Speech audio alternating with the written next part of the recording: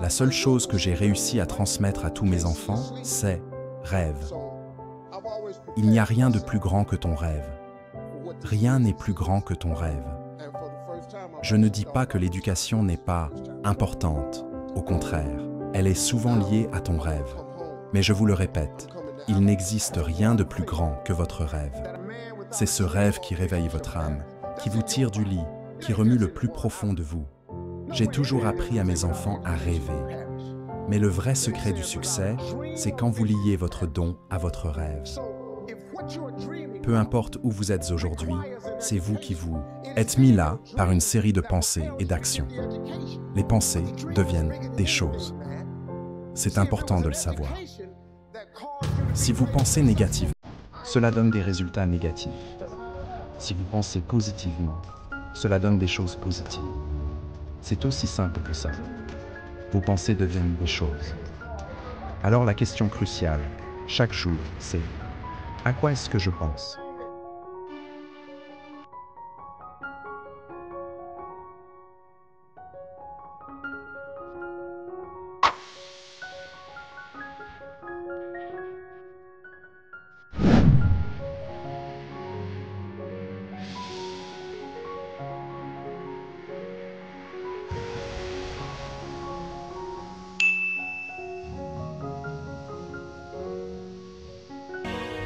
Peu importe qui vous êtes, peu importe où vous en êtes dans la vie, vous pouvez enlever le couvercle de votre vie.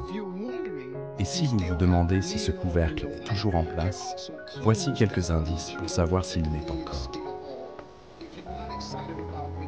Si vous ne ressentez pas d'excitation en vous réveillant le matin, si vous vous ennuyez à miracle, si vous avez le temps de dire oui à tout ce que les gens vous demandent, alors vous avez probablement encore le couvercle en place.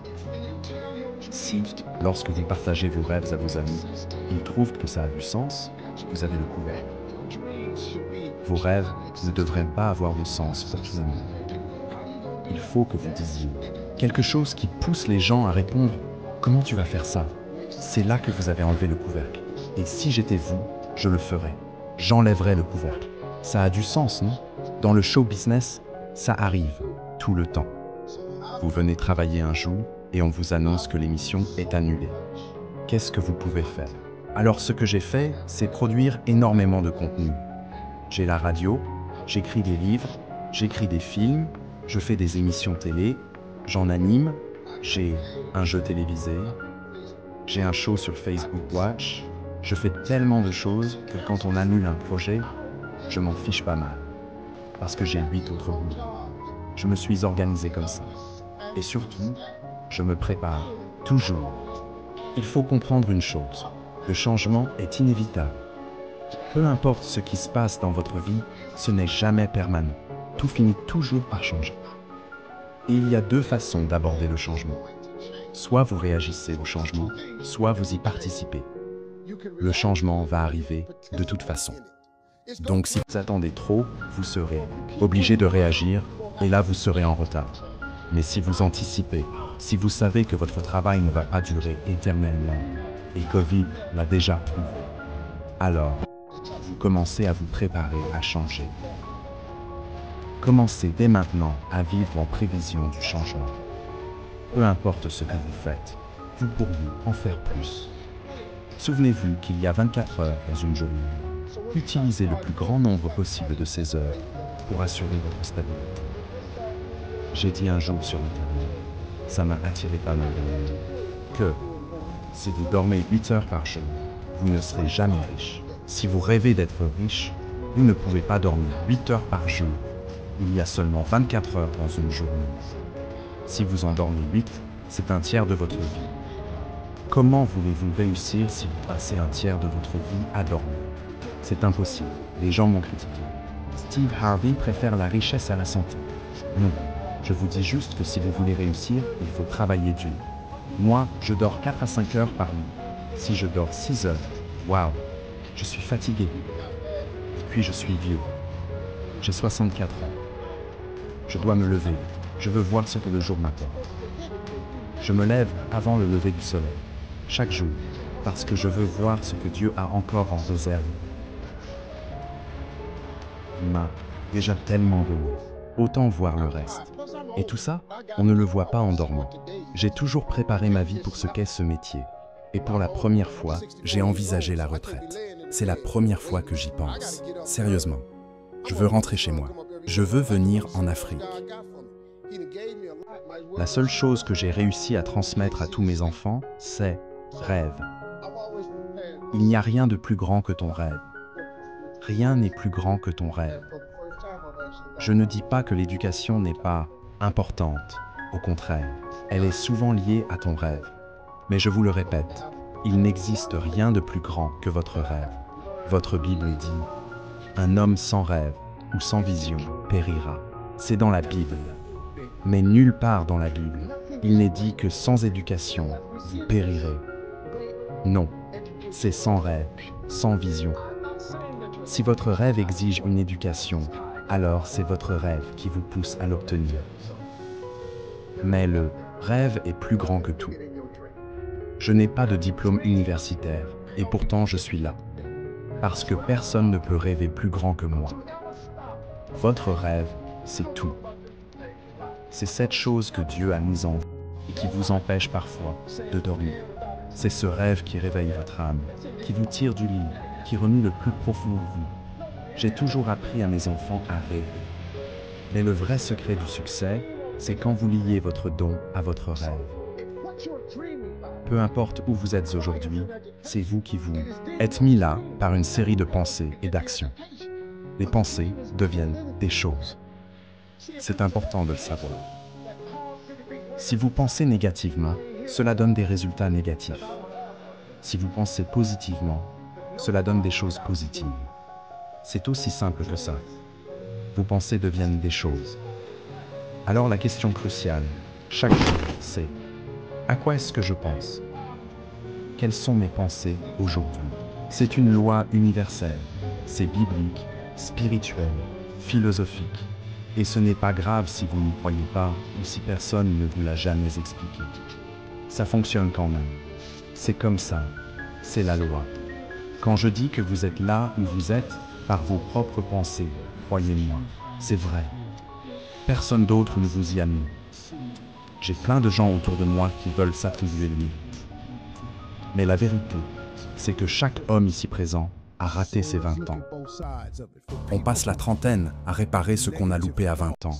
Et la quarantaine à réparer ce qu'on n'a pas fait à 30. Et c'est normal. Les erreurs qu'on fait nous forment. Moi, j'avais besoin de rater mes mariages. J'avais besoin de me faire arrêter, de me faire tirer dessus, d'être sans abri. J'avais besoin de tout ça pour devenir l'homme que je suis aujourd'hui. Donc si vous êtes jeune et que vous faites des erreurs, ne vous laissez pas abattre. Car tous ceux qui ont réussi sont passés par là. Vous devez échouer pour apprendre à réussir. C'est comme ça que vous apprenez à marquer un panier décisif, en le ratant d'abord. On a tous la même histoire, les détails changent. La vie, c'est 10% ce qui vous arrive, et 90% ce que vous en faites. Dans mon nouveau livre, chapitre 1, section 1, je commence avec une vérité brutale. Je suis fatigué de moi-même.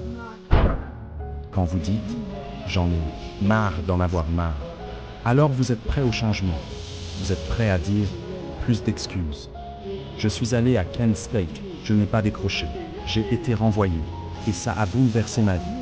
Mais je ne pouvais pas laisser ça m'arrêter. Vous comparez vos amis qui ont réussi. Vous ne savez même pas s'ils sont heureux. Arrêtez de vous comparer. Concentrez-vous sur la meilleure version de vous-même. Quand vous l'aurez fait, vous saurez que vous méritez d'être à la table des grands. Et après ça, il faut apprendre à parler le langage du succès. Parlez-le avec aisance. Entourez-vous de gens qui réalisent leurs rêves. Immergez-vous dans une culture de réussite. Parce que la route vers le succès est toujours en travaux. Le succès demande une attitude de guerrier. Et il faut tenir bon face aux mauvaises passes. Car souvent, elles arrivent juste avant la bonne. Ma vie, mon succès. C'est la preuve qu'on peut trébucher, tomber et se relever. Chacun de nous a un don. Mais trop de gens ne signent jamais le bail de leur propre don. Ils le cherchent ailleurs, alors qu'il est en eux. Asseyez-vous et demandez-vous, qu'est-ce que je fais mieux que tout le monde, avec le moins d'efforts? C'est ça votre don. Et si vous l'ignorez, vous ne trouverez jamais votre but. Si je pouvais donner un conseil à mes enfants, ce serait de ne pas gâcher leurs 20 ans. Moi, je les ai gâchés. J'ai passé ma trentaine à réparer les dégâts et ma quarantaine à faire ce que j'aurais dû faire à 30 ans. Ne perdez pas votre temps. Les sorties, les soirées, et vous allez vite en avoir marre. Dans la vingtaine, mettez le pied sur l'accélérateur. Moi, je ne savais même pas faire un tableau de visualisation. Mais tout a changé quand je suis entré chez Amway à 24 ans. J'ai découvert les livres de développement personnel. 2 livres ont changé ma vie. La puissance de la pensée positive de Norman Vincent Peale. La magie de voir grand de David Schwartz. Ces livres m'ont rappelé ce que ma mère m'avait appris. Elle était prof d'école du dimanche. Tous ces livres viennent de la Bible. Proverbe, la sagesse, l'intelligence. La Bible dit, tel est l'homme, telle est sa pensée. Si vous pensez pauvreté, vous serez pauvre. Pensez richesse, et vous entamez le processus vers l'abondance. C'est pas compliqué, c'est simple. Il suffit d'y croire, et de croire que Dieu parle à vous. Je vais vous montrer comment devenir millionnaire. Tout ce dont vous avez besoin, c'est d'une seule chose pour laquelle quelqu'un peut vous donner 10 $. Je me fiche que ce soit couper les cheveux, tondre, la pelouse, faire de la peinture, garder des enfants, taper des textes, promener des chiens, peu importe. Trouvez juste une chose pour laquelle quelqu'un vous donne 10 $. Tout ce que je vous demande, c'est de le faire et d'obtenir ces 10 $. Une fois que vous avez gagné ces 10 $, faites-le 10 fois de plus. C'est tout. Vous aurez alors 100 $. Quand vous aurez ces 100 $, quoi que vous ayez fait pour les obtenir, faites-le encore 10 fois. Vous aurez 1000 $. Maintenant, ça devient un peu plus délicat. Quoi que vous ayez fait pour gagner ces 1000 $, écoutez-moi bien, faites-le encore 10 fois. Vous aurez 10 000 $. C'est à ce moment-là que vous devez commencer à réfléchir stratégiquement.